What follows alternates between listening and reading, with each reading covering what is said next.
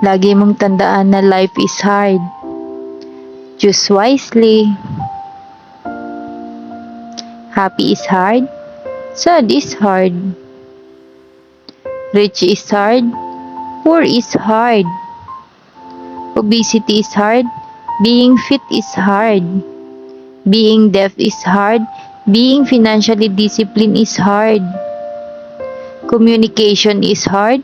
Not communicating is hard. Marriage is hard. Divorce is hard.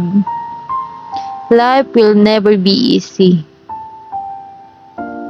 It will always hard. But we can choose our hard. Kaya lagi mong tandaan na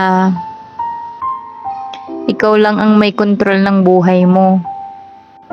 Kaya galingan mo ang pagpili sa pagpapahirap sa buhay mo.